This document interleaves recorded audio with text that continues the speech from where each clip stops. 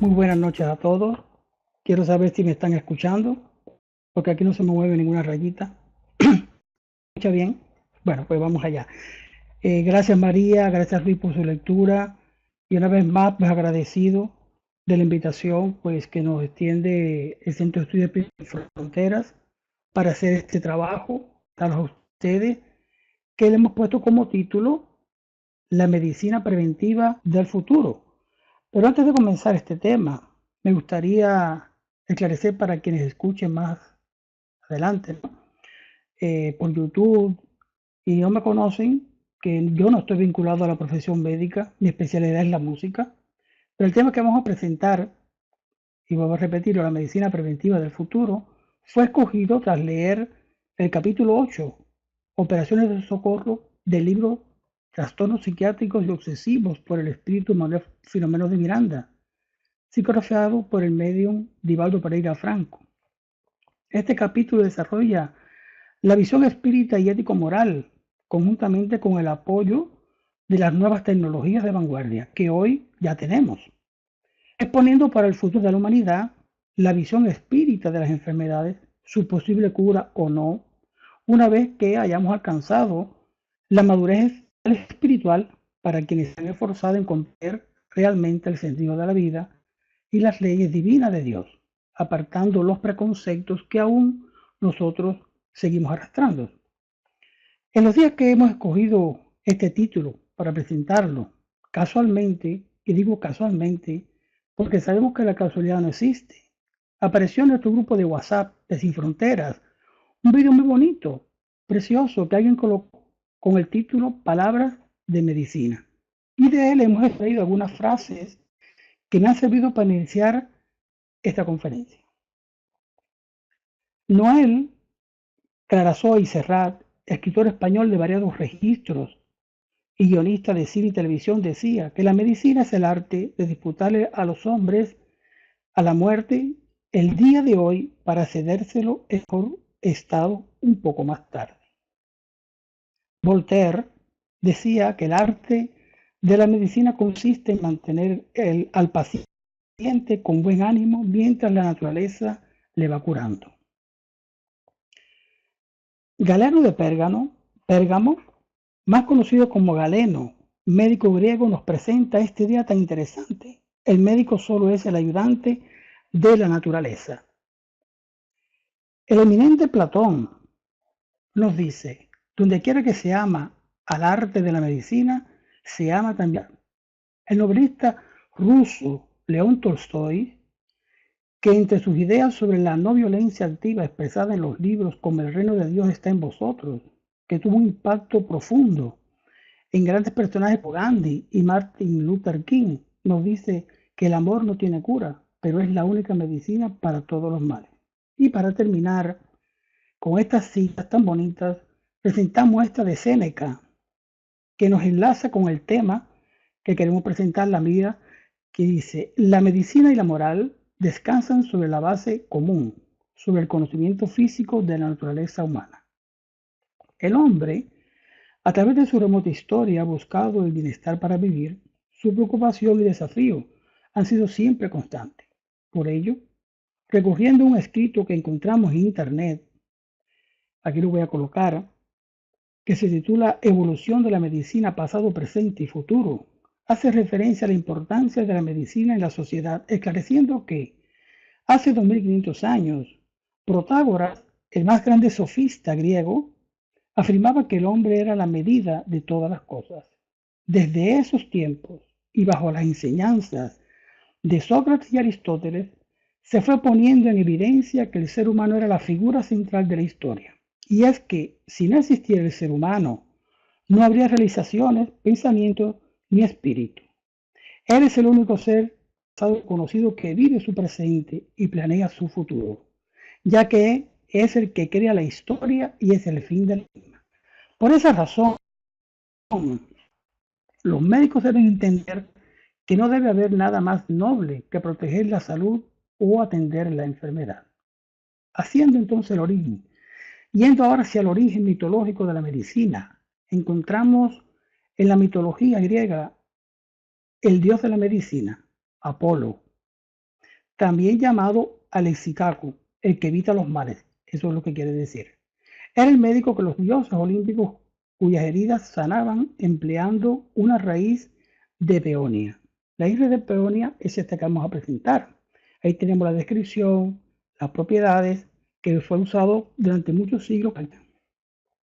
Apolo le transmitió el conocimiento de la medicina al centauro Quirón, hijo de Saturno. Este era el encargado de educar a los héroes griegos, Jasón, Hércules, Aquiles y muchos otros, entre los cuales se encontraba Asclepio, conocido posteriormente con el nombre latinizado de Esculapio. En esos remotos tiempos, en Egipto, 2700 años antes de Cristo, Imhotep, arquitecto y médico de la corte del faraón Zoser, era considerado el primer médico del mundo y por ello fue divinizado por este pueblo. Pasando ahora a los albores de la medicina, tenemos que al principio de la civilización, 4000 años antes de Cristo, la medicina mesopotámica estaba basada en la magia contra los espíritus malignos, de los que el hombre tenía que ser protegido mediante conjuros para exorcizar al demonio y sacarlo fuera del cuerpo. Por esos tiempos se consideraba el mundo lleno de malos espíritus que atacaban a los mortales. Las enfermedades eran por tanto debidas a un demonio que había penetrado en el cuerpo del paciente, y la forma más fácil de curarla es obligar al demonio a marcharse. Para eso eran los conjuros de los magos y en los papiros hay descripciones muy detalladas de estos. Incluso hoy, 6000 años después, grupos religiosos, y no voy a mencionar ninguno porque no es nuestro interés, y si es respeto a todos ellos sus prácticas, aún ellos practican aún esos supersticiosos conjuros.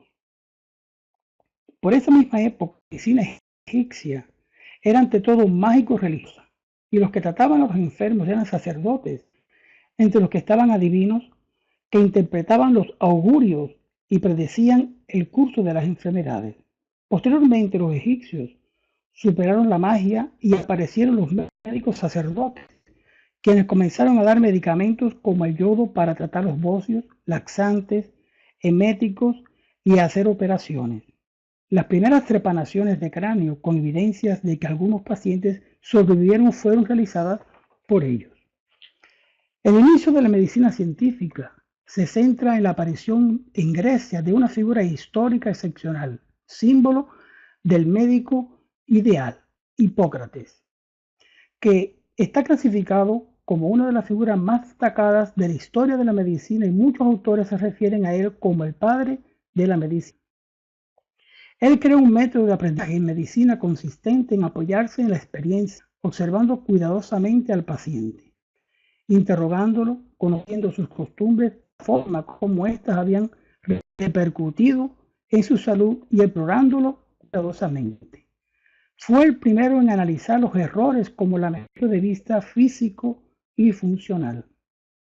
Este proyecto fue inaugurado definitivamente en el año 1990, calculándose 15 años de trabajo debido a la amplia colaboración internacional, a los avances en el campo de la genómica, así como los avances en la tecnología computacional. Un borrador inicial del genoma humano fue terminado en el año 2000, anunciado conjuntamente, y ustedes recordarán esto que Divaldo ha dicho en algunas conferencias hace unos años, fue anunciado conjuntamente por el expresidente Bill Clinton y el ex primer ministro británico Tony Blair, el 26 de junio del año 2000.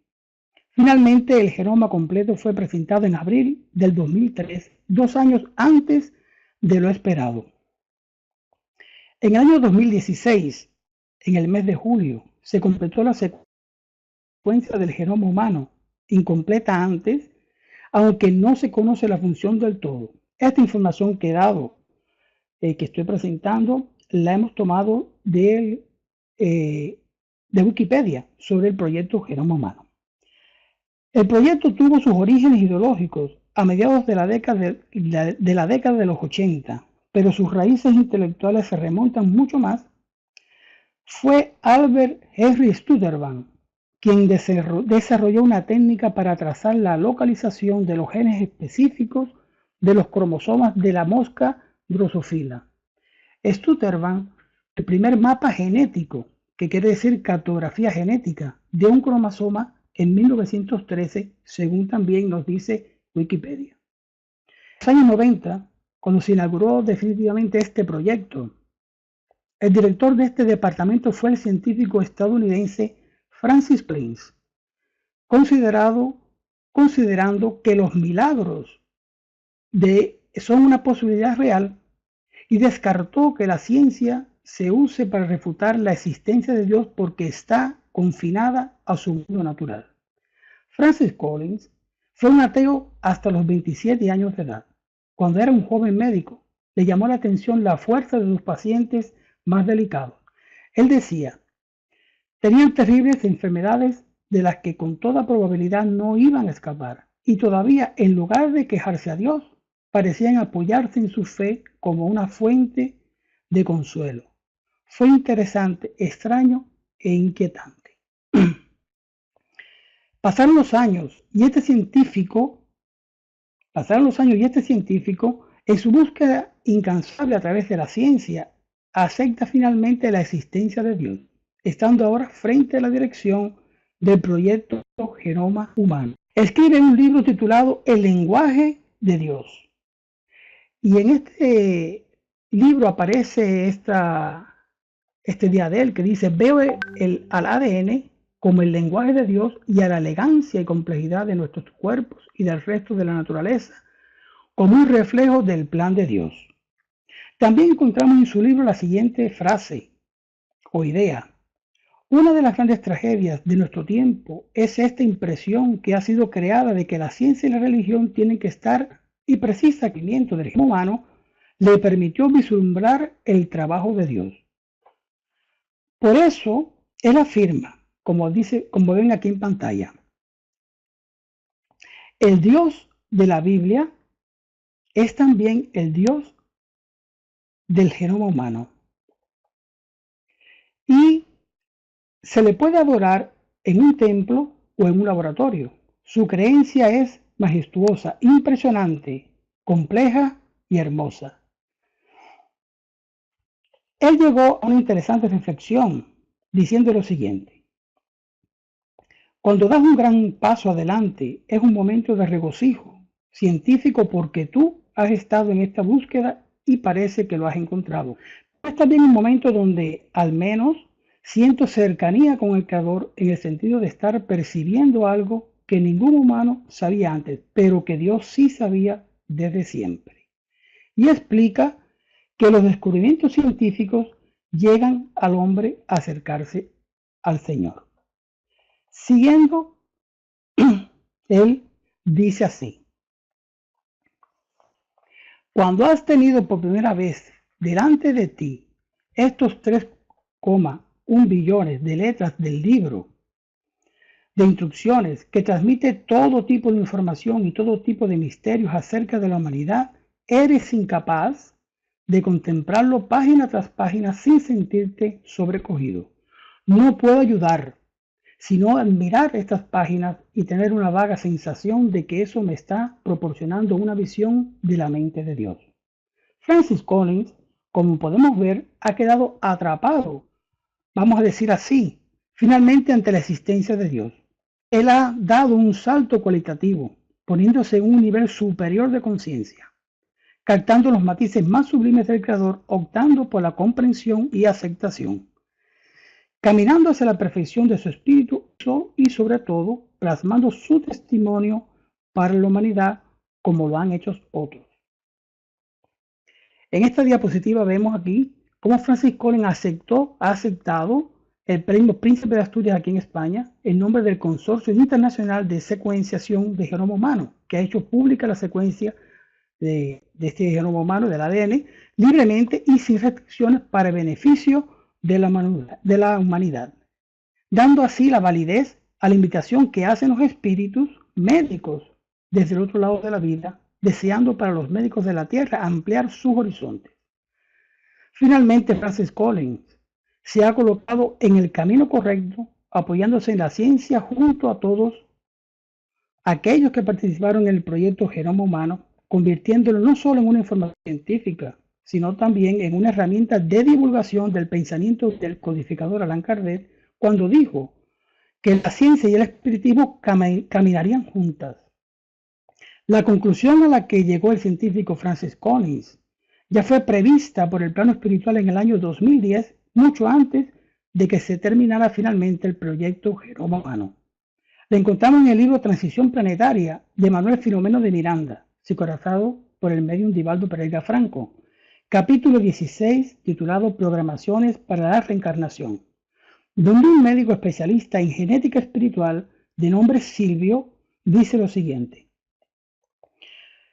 cuando los estudiosos de las diversas doctrinas científicas busquen su identificación con las revelaciones de transición planetaria, y lo que quería decir que una vez que hemos llegado a este recorrido que estábamos haciendo, que hemos estado presentando, por cierto muy somero, sin ninguna pretensión de profundidad científica, vamos a analizar lo siguiente.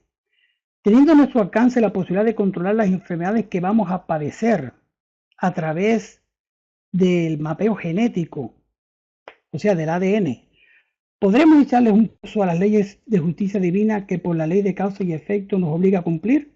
¿Cómo combinar esto? Las enfermedades por nosotros, como desgracia, no son más que la depuración del espíritu, necesitando rehabilitarse para continuar en mejores condiciones en su evolución. Veamos la información que nos presenta ahora Manuel Filomeno de Miranda en su libro Trastornos psiquiátricos y obsesivos, psicografiado también por el médium Divaldo Pereira Franco, al respecto del proyecto Genoma Humano.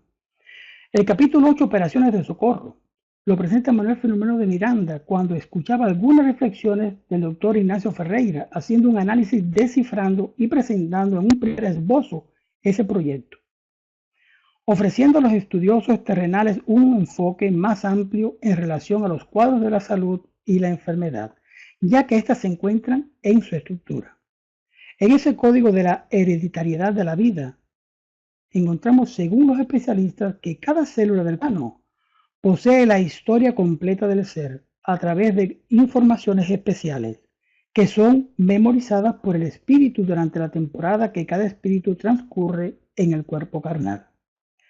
Las mutaciones que se producen en él, dice el doctor Ignacio Ferreira, que resultan muy intrigantes para los investigadores, son responsables de los registros de futuros fenómenos orgánicos, emocionales y mentales, como resultado de las vibraciones emitidas por el ser real, o sea, por el espíritu, que imprime a través de su órgano de intermediación todas las necesidades evolutivas que se expresan como salud o enfermedad. El doctor Ignacio Ferreira presenta algunos ejemplos, diciendo que los procesos degenerativos, tales como el Parkinson, el mal de Alzheimer, la distrofia muscular, la diabetes, el cáncer y otros, están codificados en el genoma del ADN y aparecen oportunamente en la ocasión de que se deben cumplir las determinaciones de las leyes de la vida. Veamos ahora algunos esquemas de mutación de genes. Aquí vamos a ver la mutación del gen CHD8 relacionado con el autismo. Aquí vamos a ver la enfermedad de Alzheimer ligada a la mutación genética que daña la respuesta inmunitaria, ese gen conocido como TREM2, que se encuentra en el cromosoma 6. Aquí tenemos un ejemplo de lo que es la enfermedad del Parkinson, gen PARC2. La parte de arriba corresponde a un ejemplo donde no existe el Parkinson, y la imagen de abajo, esta que ven aquí a la derecha, es la imagen de cómo está nuestro cerebro cuando tenemos, dice este doctor Ignacio Ferreira, una deficiencia o mutación genética. Estamos ante la necesidad de rehabilitación del espíritu condenado, sometido a una circunstancia de prueba o expiación, conforme se presenta la enfermedad. Con los avances derivados de la decodificación del proyecto Genoma Humano, los científicos en neurología consideran que la medicina en el futuro, como ya sucede, tendrá un carácter preventivo, pues se podrá obtener un documento digital de cada individuo con datos relativos a futuras enfermedades graves que estén programadas en él, lo que permitirá realizar tratamientos especiales. El doctor Ignacio Ferreira presentaba una idea tan interesante, incluso desafiante, como dice él, ¿no? Dice él que pese a los nuevos propósitos que alientan esa posibilidad, se presentan muchos desafíos, especialmente en el campo de las informaciones personales y confidenciales que pueden filtrarse, generando diversos problemas para aquellos que presenten señales de futuros cánceres, diabetes u otros males que quedarían imposibilitados de conseguir empleo, adquirir pólizas de seguro de vida, etc. Y aquí cabe un comentario, porque imagínense, cuando lleguemos a ese estado donde nosotros podamos saber toda esta, con tanta previsión, las enfermedades, eso traerá un conflicto social. Sin embargo, para eso se requiere una madurez espiritual. ¿Mm? Y sigue diciendo él lo siguiente: entre tanto, un avance de tal naturaleza ya propicia mejores posibilidades para la existencia humana saludable y se aguarda la instalación de una bioética valiosa en ese como en otros campos de investigación tales como los de las células madres, embrionarias, de la clonación y de diversos procedimientos que se hallan en estudio y que son objeto de pertinaces debates. Avanzar en este proceso evolutivo, cuando eso ocurra, dice él, la medicina preventiva tendrá un alto grado de representatividad moral, cuyo código impreso en el Evangelio de Jesús será el más seguro proceso terapéutico, preventivo y curador para todos los males humanos, y esa conducta espiritual contribuirá a impedir algunas de las mutaciones que se producen en el genoma humano, como exigencia de las enfermedades necesarias para el crecimiento moral del espíritu. Hacemos una reflexión entonces respecto de esta última parte que nos presenta el doctor Ignacio Ferreira, cuando dice que la medicina preventiva tendrá alto grado de representatividad moral, cuyo código está impreso en el Evangelio, siendo el proceso terapéutico más seguro para todos los males. Él está afirmando en estas palabras lo que nosotros encontramos en Mateo capítulo 9, versículo 35, que dice: predicando el Evangelio del Reino y curando las enfermedades. Es lo que hacía Jesús cuando iba por toda Galilea, ¿verdad? Por tanto, siendo el cuerpo el instrumento del alma en su condición perfecta, un organismo enfermo es el retrato de un espíritu enfermo. Sigue diciendo el doctor Ignacio Ferreira: más próximo al proyecto divino, el ser humano comprenderá mejor la finalidad de la vida y se aplicará a los mejores métodos para experimentarla debidamente. Terminando este análisis, el doctor Ignacio Ferreira, junto con Manuel Filomeno de Miranda y varios que habían allí, se acerca a este grupo un doctor llamado neurocirujano del Sanatorio Esperanza, que, invitado por Ferreira, va a dar algunas consideraciones al respecto. Este médico estaba practicando en el Sanatorio Esperanza, una colonia espiritual, en un grupo de estudio acerca del genoma humano, y expone la experiencia para todos ellos, comentando así. Él dice que su desencarnación se produjo a consecuencia de una destructiva leucemia. Aparentemente había gozado de una salud envidiable. Mi vida de encarnado se mantenía dentro de los moldes del equilibrio, una alimentación saludable, ejercicios regulares, trabajo sin exceso, lectura, la bendición del hogar y de una familia armónica. Cuando a los 54 años de edad se me presentó el proceso degenerativo de los órganos hematopoyéticos, que me condujo a un severo tratamiento hospitalario. Todos los recursos posibles en un respetable hospital de la ciudad de San Pablo en el que yo trabajaba fueron puestos a mi disposición, incluyendo la cirugía de trasplante de médula. Todo resultó inútil y me trajo de regreso al hogar.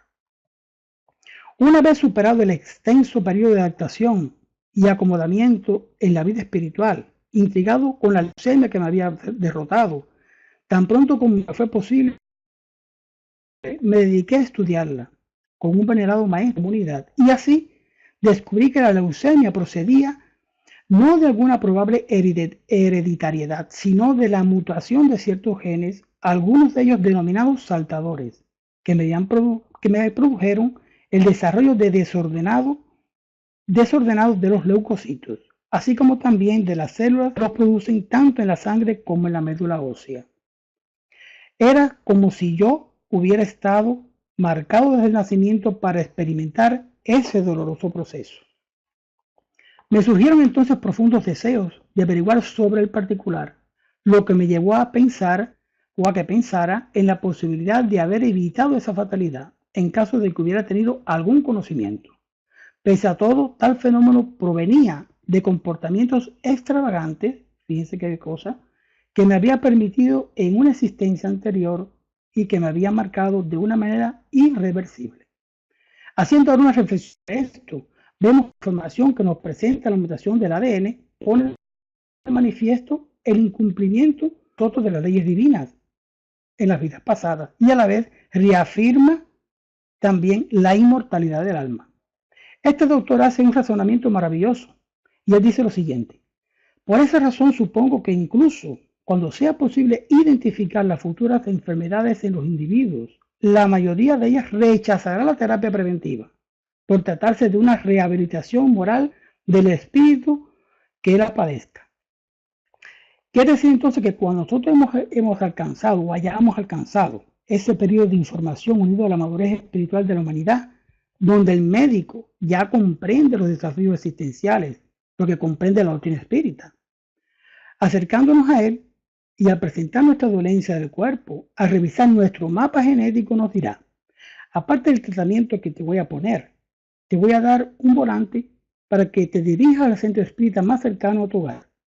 Ahí te vas a integrar las actividades de esta institución, participe del estudio del Evangelio, del ESDE, del estudio de la mediunidad, escucha conferencias, reciba pases y por encima de todo eso, practique el bien con sus semejantes. Autoilumínese, porque estoy viendo también aquí, en su mapa genético, que es posible que aparezca otra dolencia más adelante si no se armoniza espiritualmente. Disciplínese. De esa forma estará tomando el mejor remedio preventivo que cura todos los males de la humanidad, que es el Evangelio de Jesús. Recordando entonces ahora el libro de nuestro hogar, tenemos el ejemplo de Andrés Luis. No fue acogido en una colonia espiritual para estudiar y comprender la verdadera vida. No recibió pases en su abdomen dañado. No recibió como medicamento un vaso de agua, manteniéndola en la boca sin tragar, para que no hablara, invitándola a la tranquilidad interior, a la armonización. No fue orientado e invitado al trabajo en las cámaras de rectificación. No fue todo esto un proceso de autoiluminación para obtener créditos para los futuros trabajos que más tarde desarrolló. Bien, entonces, pasando al libro El Consolador, por el Espíritu Emmanuel, psicografiado por Francisco Cándido Xavier, encontramos algunas reflexiones, capítulo 5, titulado Ciencias Aplicadas. La pregunta 95 que dice: ante los esfuerzos de la medicina, ¿qué debemos pensar de la salud? Y Manuel respondió: para el hombre de la tierra, la salud puede significar el equilibrio perfecto de los órganos físicos. En cambio, en lo que concierne al plano espiritual, la salud es la perfecta armonía del alma, y como el objeto de obtener esta última, hay muchas veces necesidad de la contribución valiosa de los malestares y las deficiencias orgánicas transitorias que padecemos en la tierra. También en la pregunta 96, que dice: ¿todo mal del cuerpo tiene ascendientes espirituales? Emmanuel respondió: las llagas del alma se manifiestan a través de la envoltura humana. El cuerpo enfermo está reflejando el panorama interior del espíritu enfermo. La patogenia es un conjunto de inferioridades del aparato psíquico. La ayuda de la farmacia del mundo no es capaz de remover las causas trascendentes del carácter mórbido de los individuos. El remedio eficaz está en la acción del propio espíritu enfermizo.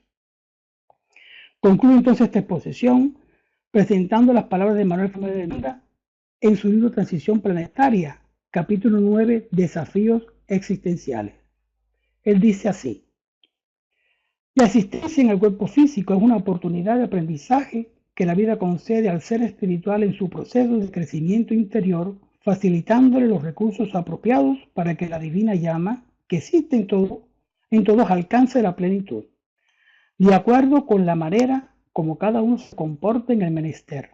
Estará sembrando los acontecimientos del futuro que deberá afrontar a fin de recomponerse y reparar el daño que haya ocasionado. Cada encarnación, dice Manuel Filomeno de Miranda, es una sublime concesión divina para la edificación dichosa de la inmortalidad. En su carácter de escuela bienaventurada, la tierra es el agradable baluarte en el cual todos nos perfeccionamos, extrayendo del espíritu que somos los densos vestigios del primitivismo que impide el brillo del diamante estelar. Los golpes del proceso evolutivo se encargan de liberarnos y dan lugar a que las facetas lapidadas por el sufrimiento y cinceladas por el amor reflejen las bellezas siderales. En resumidas cuentas y finalizando, podemos decir así que el proyecto Genoma Humano nos invita al amor. Hasta aquí, muchas gracias por la atención